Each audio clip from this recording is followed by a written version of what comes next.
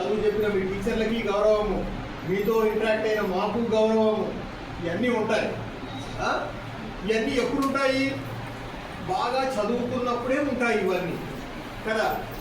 మీకు కార్లలో తిరగాలని ఉందా? సొంత కారు కావాలా? నువ్వు ఏ కారు కొంటావు?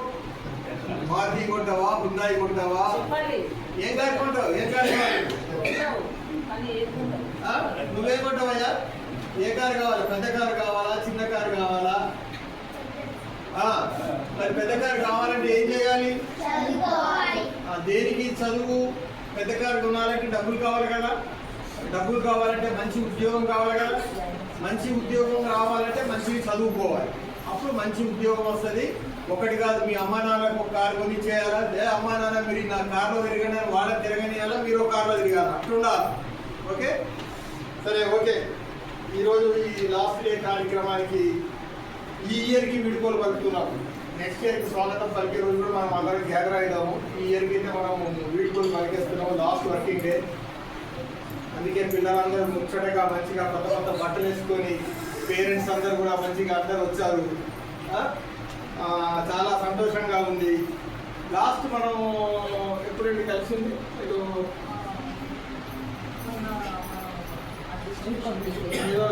డిస్ట్రిబ్యూషన్ లో మళ్ళీ మేమందరం ఎప్పుడు వచ్చాము ఇక్కడ బడిబాట ముందు వచ్చాము. పాంప్లెట్ బడిబాట పాంప్లెట్ రిలీజ్ కి మేము అందరం వచ్చినప్పుడు పాండురంగారావు గారు సరసరి పాండురంగారావు గారు సార్ తెలుసు కదా మీకు. ప్రతి సంవత్సరం మీకు పెన్లు ఇస్తూ ఉంటాడు. ఈయన జిఎం పర్సనల్ గా చేశారు సింగరేణి కాలనీస్ లో. మన కొత్తగూడెం, మణగూరు, ఎల్లందు, బెల్లంపల్లి, రామగుండం, శ్రీరాంపూర్ అన్ని స్కూళ్ళకి ఈయన హెడ్గా చేసి రిటైర్ అయ్యారు. అందుకే ఈయనకి ఏంటంటే పిల్లలంటే బాగా మమకారం. ఎప్పుడు వచ్చినా పిల్లలకి ఏదో ఈసారి ఫస్ట్ తెచ్చుకున్నామంటే నీకు ఇది ఇస్తా, ఈసారి ఫస్ట్ వస్తే పెన్ ఇస్తా, 15 దాకా ఇట్లా అంటూనే ఉంటాడు. ఈ రోజు కూడా మీ అందరికీ ఎక్కువ రోజులు అటెండెన్స్ ఉన్న వాళ్ళకి వాళ్ళకందరూ మేడం అన్ని లిస్ట్ రెడీ చేసి పెట్టింది. అది స్కూల్ క్లాస్ ఫస్ట్ వచ్చిన వాళ్ళకి ఈ ప్రైజెస్ అన్నీ కూడా సారే ఇస్తున్నాడు. మేము ఎవరైనా సార్ చూడండి, పిల్లలు మీరంటే సార్కి ఎంత ప్రేమ. ఎందుకు? మీరు మంచిగా ఎదగాలని ఆయన అభిప్రాయం. మీరు కూడా ఏదో ఒక రోజు ఆయనలాగా జిఎం అయిపోవాలా ఏదో ఒక దగ్గర. అప్పుడు మీరు కూడా ఇట్లాంటి కార్యక్రమాలు ఆ స్కూళ్ళలో మీరు కూడా చెయ్యాలి చిన్నపిల్లలు. అందుకోసం ఆయన ఈరోజు మొత్తం ఆయన ఇస్తున్నాడు అన్నమాట. ఇలా ఉంది సార్ అంటే నేను మొత్తం నేను ఇచ్చేస్తాను, ఒకే మాట మీకు చెప్పాడు, నేను ఇచ్చేస్తా పిల్లలకి అని చెప్పాడు. ప్లస్ ఇప్పుడు దీంట్లో ఇంకో క్లారిఫికేషన్ చిన్నది ఉంది. మేడం గారు ఒక లిస్ట్ ఇచ్చారు. మొత్తం మీరు 22 మందిలో ఫస్ట్ సెకండ్ ఎవరు వచ్చారు క్లాసులో, మిగిలిన వాళ్ళు ఎందుకు రాలేకపోయారు? వాళ్ళు రావడం ఏంటి, మనం రావడం పట్టుదల రావాలి. ఏంటిది? ఇప్పుడు ఈయన ఫస్ట్ వచ్చాడు, ఆయన రాలేదనుకో, ఆయన ఏంటి ఫస్ట్ వచ్చేది, నెక్స్ట్ టైంకి నేను కూడా రావాలి అని చదువుకోవాలి కదా.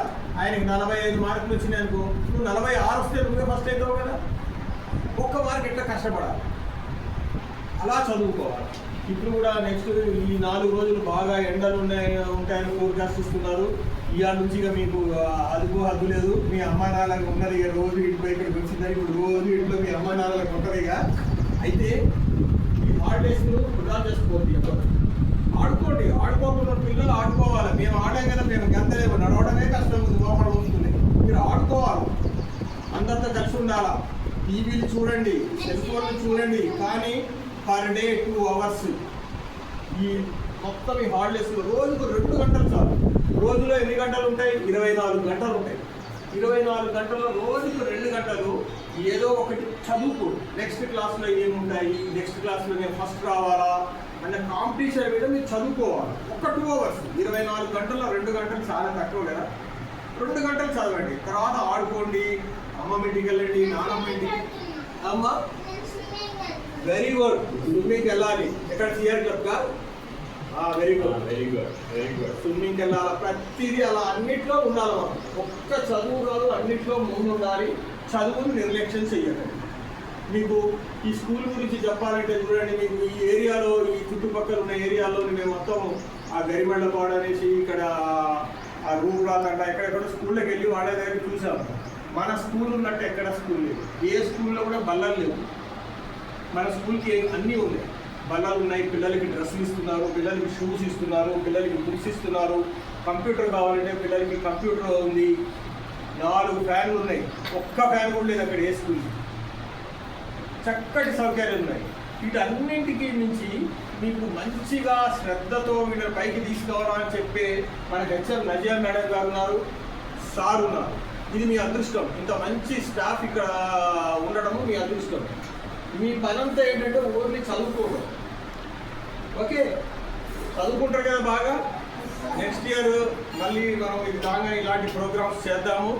మీ అందరూ కూడా నెక్స్ట్ ఇయర్ ఇక్కడే కనపడాలి నాకు, మీ ఇండ్ల దగ్గర కూడా. ఇంకెందుకంటే మనకు స్కూల్స్ ఎట్లా ఉన్నాయంటే ప్రైవేట్ స్కూళ్ళలో ఏదో హంగామాలు చెప్తారు. మీకు పేరెంట్స్కి చెప్తున్నానండి ఫస్ట్గా. ప్రైవేట్ స్కూల్ సంగతి ఎట్లా ఉంటుందంటే, ప్రైవేట్ స్కూల్ని ఇక్కడ చూపెట్టడం బ్రహ్మాండంగా చూపిస్తారు, ఈ సైడ్ ఏమో అవ్వదు. నేను ఉదాహరణ చెప్తాను మీకు, వినండి, తల్లిదండ్రులు వినండి. ముందు మన గవర్నమెంట్ స్కూల్ అంటే ఆ హంగులు ఆర్భాటాలు అంటే మన గవర్నమెంట్ చేయదండి. మన గవర్నమెంట్ అంటే ఆ హంగులు, వాడు చేస్తున్న హంగులు ఆర్భాటాలు అవి చెయ్యదు. మన గవర్నమెంట్ అవసరం లేదు. కావాల్సింది ఏంటంటే బేసిక్ గట్టిగా ఉండాలి. మనకు పునాది గట్టిగా వేస్తేనే కదండి మన బిల్డింగ్ కానీ ఏది కానీ గట్టిగా ఉండాలంటే ఏది గట్టిగా ఉండాలా? ఫస్ట్ బేసిక్ గట్టిగా ఉండాలి. మరి ఆ బేసిక్ వాళ్ళ దగ్గర ఉందా వీళ్ళ దగ్గర ఉందా అంటే రెండమ్మా లోపల ఆ బేసిక్ ఏది గట్టిగా ఉంటుంది?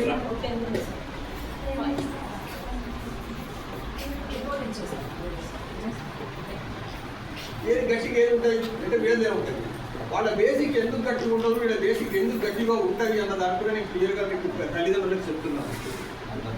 మీరు ప్రైవేట్ స్కూల్లో టీచర్ని ఏదో నేను పేర్లు చెప్పాను కానీ ఏ ప్రైవేట్ కాలేజీలో కానీ ఏ ప్రైవేట్ స్కూల్ కానీ స్టాఫ్ ఎవరు ఉంటారంటే నేనున్నాను. నేను వెళ్ళి సార్ మా ఆవిడ ఉంది కాస్త ఈ టీచర్గా పెట్టుకోండి అంటే ఏం చదివింది, ఆ డిగ్రీ చదివింది సార్, ఇంతకుముందు కూడా అక్కడ బడిలో చెప్పిందంటే ఆమె తీసేసుకుంటారు. కానీ ఇప్పుడు వీళ్ళిద్దరు ఉన్నారు అనుకోండి, ఇద్దరు తెలుసు కదా, హెచ్ఎం గారు వీడు కొన్ని వేల